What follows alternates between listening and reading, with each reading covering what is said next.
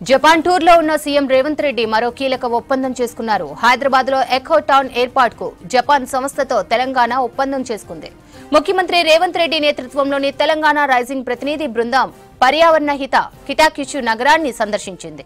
పర్యావరణ పరిరక్షణ, వ్యర్థాల నిర్వహణ, రీసైక్లింగ్ రంగాల్లో భాగస్వామ్యానికి హైదరాబాద్ లో ఎకో టౌన్ ఏర్పాటుకు జపాన్ కు చెందిన ప్రముఖ సంస్థలతో ఒప్పందాలు కుదుర్చుకుంది. ఈ X research institute, P9 LLC, Nippon steel engineering, new chemical trading, Amita holdings సంస్థలతో తెలంగాణ ప్రభుత్వం ఒప్పందాలు కుదుర్చుకుంది. ముఖ్యమంత్రి సమక్షంలో ఈ మేరకు లెటర్స్ ఆఫ్ ఇంటెంట్ పై రాష్ట్ర ప్రభుత్వ అధికారులు, కంపెనీల ప్రతినిధులు సంతకాలు చేశారు. కిటాకిష్ మాదిరిగా హైదరాబాద్ ను శుభ్రమైన, సుస్థిర నగరంగా తీర్చిదిద్దే దిశగా ఈ ఒప్పందాలు కుదిరాయి.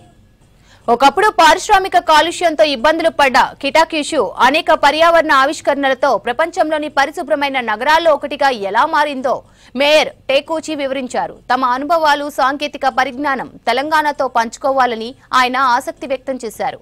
ఆయన ప్రతిపాదనపై ముఖ్యమంత్రి సానుకూలంగా స్పందించారు. సుస్థిరత ఇకపై ఐచ్ఛికం కాదు, ఇది అవసరం. అభివృద్ధి, ఉపాధి, సంపద సృష్టికి అవకాశాలు కల్పించడమే కాకుండా పర్యావరణ పరిరక్షణపై ప్రభుత్వం దృఢంగా కట్టుబడి ఉందని అన్నారు ముఖ్యమంత్రి రేవంత్ రెడ్డి. హైదరాబాద్ లో ఎకో టౌన్ అభివృద్ధి ద్వారా భవిష్యత్తు తరాలకు శుభ్రమైన జీవన వాతావరణాన్ని అందించగలమనే విశ్వాసం ఉందన్నారు సీఎం రేవంత్.